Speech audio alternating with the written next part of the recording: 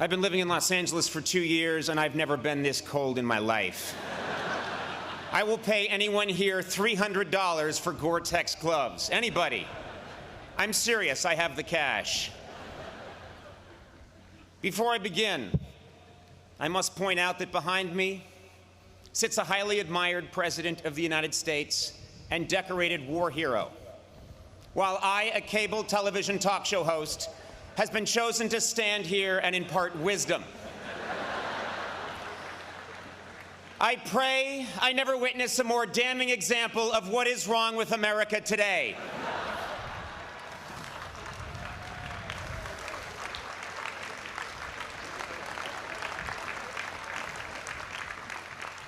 Graduates, faculty, parents, relatives, undergraduates, and old people that just come to these things. Good morning and congratulations to the Dartmouth class of 2011.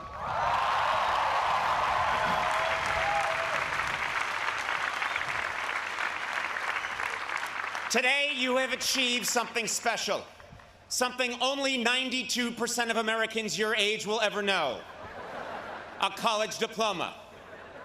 That's right, with your college diploma, you now have a crushing advantage over 8% of the workforce. I'm talking about dropout losers like Bill Gates, Steve Jobs, and Mark Zuckerberg. Incidentally, speaking of Mr. Zuckerberg, only at Harvard would someone have to invent a massive social network just to talk with someone in the next room. My first job as your commencement speaker is to illustrate that life is not fair. For example, you have worked tirelessly for 4 years to earn the diploma you'll be receiving this weekend. That was great. And Dartmouth is giving me the same degree for interviewing the fourth lead in Twilight. Deal with it. Another example that life is not fair: if it does rain, the powerful rich people on stage get the tent.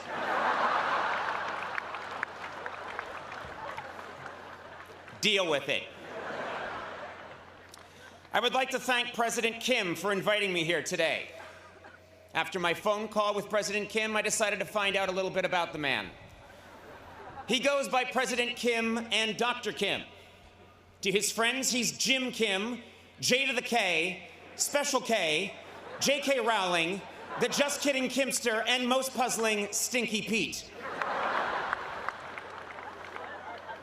He serves as the chair of the Department of Global Health and Social Medicine at Harvard Medical School, spearheaded a task force for the World Health Organization on global health initiatives, won a MacArthur Genius Grant, and was one of Time Magazine's 100 most influential people in 2006. Good God, man, what the hell are you compensating for? Seriously. We get it, you're smart. By the way, Dr. Kim, you were brought to Dartmouth to lead. And as a world-class anthropologist, you were also hired to figure out why each of these graduating students ran around a bonfire 111 times. But I thank you for inviting me here, Stinky Pete. And it is an honor. Though some of you may see me as a celebrity, you should know that I once sat where you sit. Literally. Late last night, I snuck out here and sat in every seat. I did it to prove a point. I'm not bright, and I have a lot of free time. But this is a wonderful occasion. It's great to be here in New Hampshire, where I am getting an honorary degree and all the legal fireworks I can fit in the trunk of my car.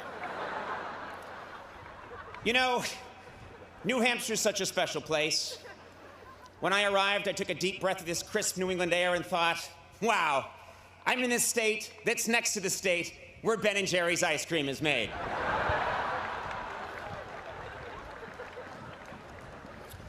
But don't get me wrong, I take my task today very seriously. When I got the call 2 months ago to be your speaker, I decided to prepare with the same intensity many of you have devoted to an important term paper. So late last night, I began.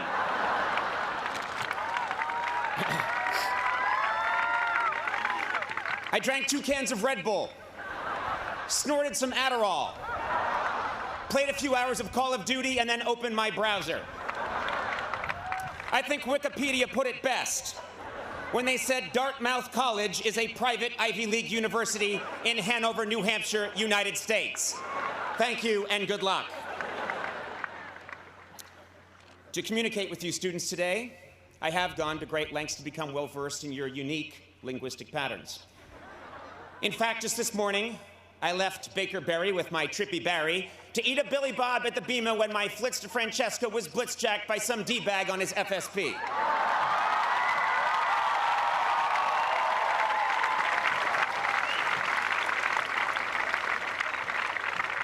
Yes, I've done my research. This college was named after the 2nd Earl of Dartmouth, a good friend of the 3rd Earl of UC Santa Cruz, and the Duke of the Barbizon School of Beauty. Your school motto is Vox Clamantis in Deserto, which means voice crying out in the wilderness. This is easily the most pathetic school motto I have ever heard. Apparently, it narrowly beat out silently weeping in thick shrub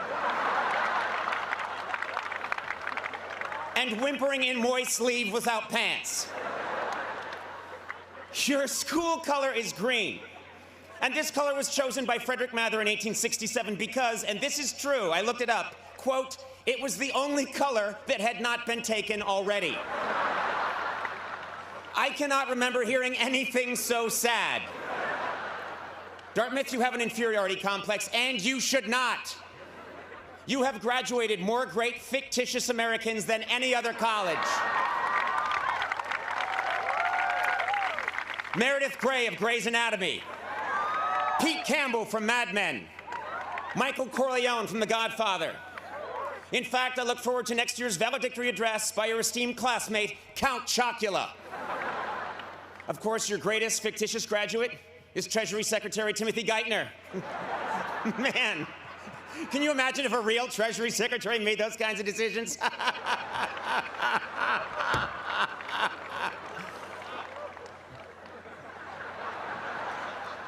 Now I know what you're gonna say, Dartmouth. You're gonna say, well, we've got Dr. Seuss.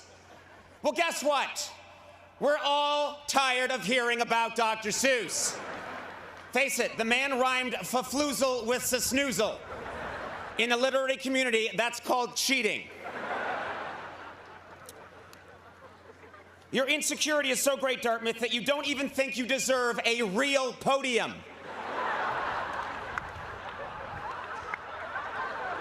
I'm sorry, what the hell is this thing?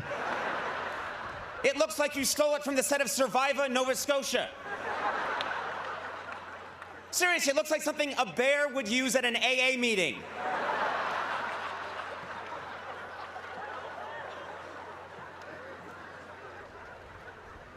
No, Dartmouth, you must stand tall. Raise your heads high and feel proud.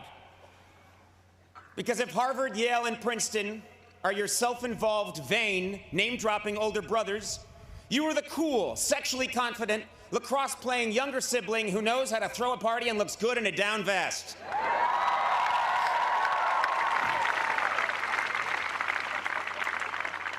Brown, of course, is your lesbian sister who never leaves her room. And Penn, Columbia, and Cornell, well, frankly, who gives a shit?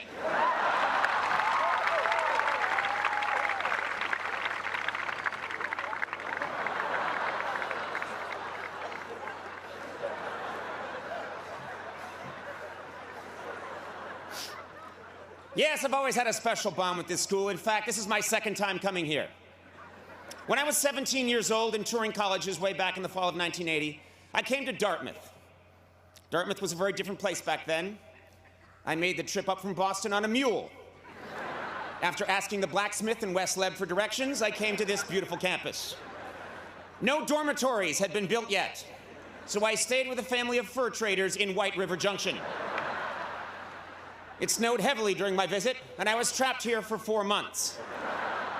I was forced to eat the mule, who a week earlier had been forced to eat the fur traders. Still, I love Dartmouth, and I vowed to return. But fate dealt a heavy blow. With no money, I was forced to enroll in a small local commuter school, a pulsating sore on a muddy elbow of the Charles River. I was a miserable wretch, and to this day I cannot help but wonder, what if I had gone to Dartmouth? If I had gone to Dartmouth, I might have spent at least some of my college years outside, and today I might not be allergic to all plant life, as well as most types of rock. If I had gone to Dartmouth right now, I'd be wearing a fleece thong instead of a lace thong.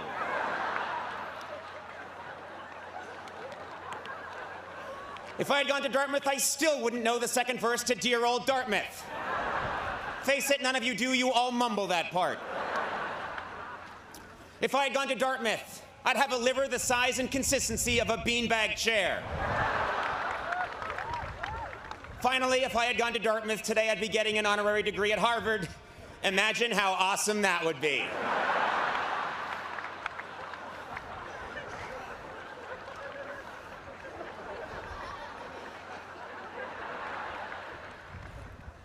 You are a great school, and you deserve a historic commencement address. That's right, I want my message today to be forever remembered because it changed the world. To do this, I must suggest groundbreaking policy.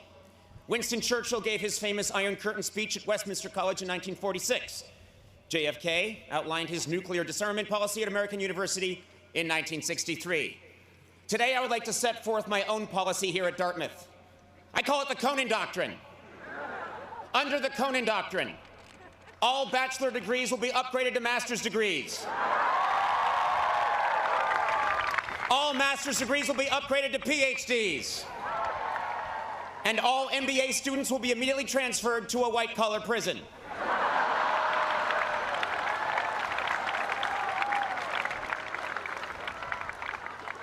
Under the Conan Doctrine, Winter Carnival will become Winter Carnival and be moved to Rio.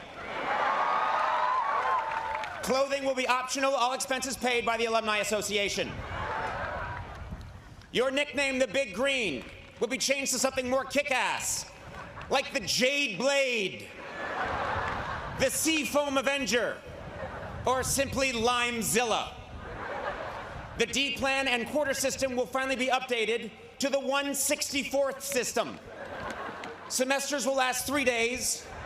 Students will be encouraged to take 48 semesters off.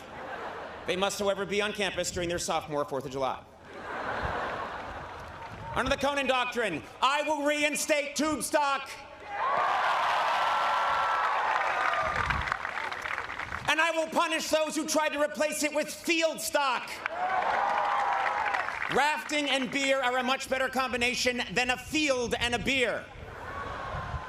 I happen to know that in 2 years they were going to downgrade field stock to desk stock. 7 hours of fun sitting quietly at your desk. Don't let those bastards do it. And finally, under the Conan Doctrine, all commencement speakers who shamelessly pander with cheap inside references designed to get childish applause will be forced to apologize to the greatest graduating class in the history of the world, Dartmouth class of 2011 rolls!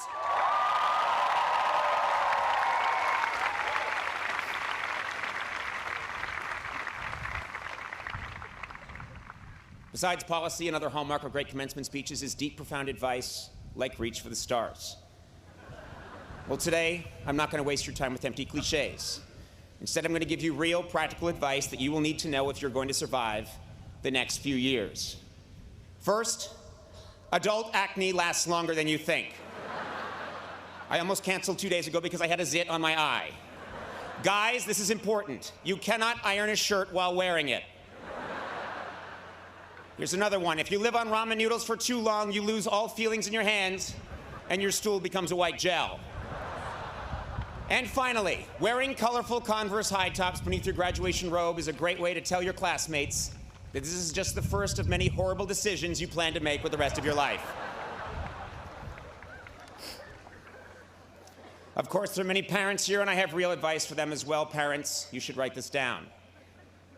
Many of your children, you haven't seen them in 4 years. Well, now you're about to see them every day when they come out of the basement to tell you the Wi-Fi isn't working. If your child majored in fine arts or philosophy, you have good reason to be worried. The only place they are now really qualified to get a job is ancient Greece. Good luck with that degree. The traffic today on East Wheelock is going to be murder, so once they start handing out diplomas, you should slip out in the middle of the K's. And I have to tell you this, you will spend more money framing your child's diploma than they will earn in the next 6 months. It's tough out there, so be patient. The only people hiring right now are Panera Bread and Mexican drug cartels. Yes, you parents must be patient because it is indeed a grim job market out there. One of the reasons it's so tough finding work is that aging baby boomers refuse to leave their jobs. Trust me on this.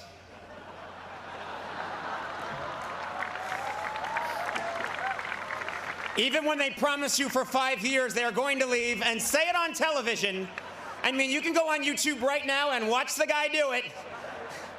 There is no guarantee they won't come back. Of course, I'm speaking generally.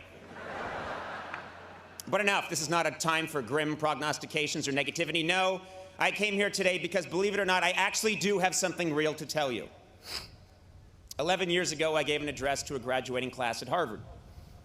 I have not spoken at a graduation since because I thought I had nothing left to say.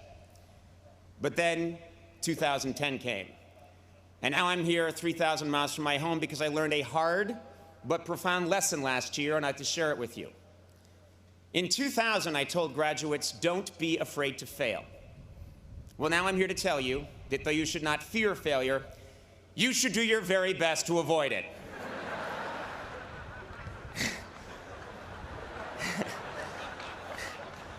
Nietzsche famously said, whatever doesn't kill you makes you stronger. What he failed to stress is that it almost kills you. Disappointment stings, and for driven, successful people like yourselves, it is disorienting. What Nietzsche should have said is, whatever doesn't kill you makes you watch a lot of Cartoon Network and drink mid-price Chardonnay at 11 in the morning. Now, by definition, commencement speakers at an Ivy League college are considered successful. But a little over a year ago, I experienced a profound and very public disappointment. I did not get what I wanted, and I left a system that had nurtured and helped define me for the better part of 17 years. I went from being in the center of the grid to not only off the grid, but underneath the coffee table that the grid sits on, lost in the shag carpeting that is underneath the coffee table supporting the grid. It was the making of a career disaster and a terrible analogy. But then something spectacular happened. Fog-bound, with no compass and adrift, I started trying things. I grew a strange cinnamon beard. I dove into the world of social media. I started tweeting my comedy. I threw together a national tour. I played the guitar. I did stand-up, wore a skin-tight blue leather suit, recorded an album, made a documentary, and frightened my friends and family. Ultimately, I abandoned all preconceived perceptions of my career path and stature and took a job on basic cable, with a network most famous for showing reruns, along with sitcoms created by a tall black man who dresses like an old black woman. I did a lot of silly, unconventional, spontaneous, and seemingly irrational things. And guess what? With the exception of the blue leather suit, it was the most satisfying and fascinating year of my professional life.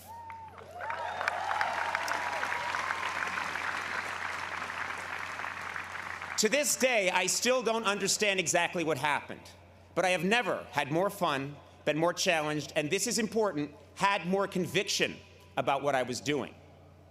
How could this be true? Well, it's simple. There are few things more liberating in this life than having your worst fear realized. I went to college with many people who prided themselves on knowing exactly who they were and exactly where they were going. At Harvard, 5 different guys in my class told me they would one day be president of the United States. 4 of them were later killed in motel shootouts.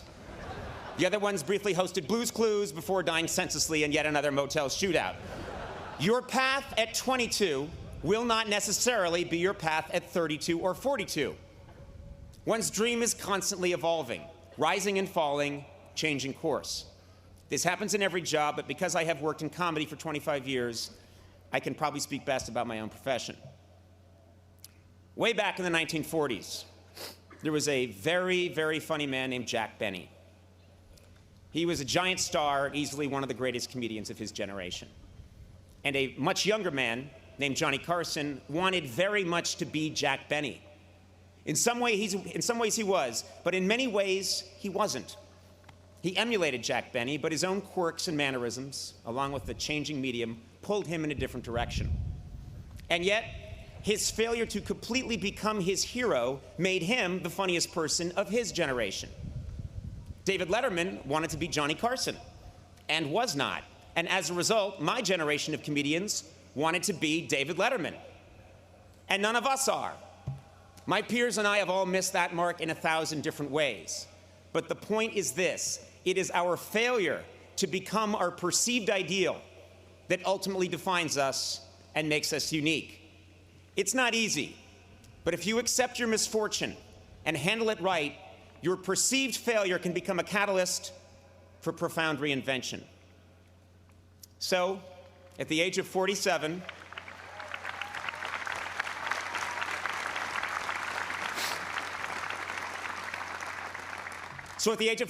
after 25 years of obsessively pursuing my dream, that dream changed.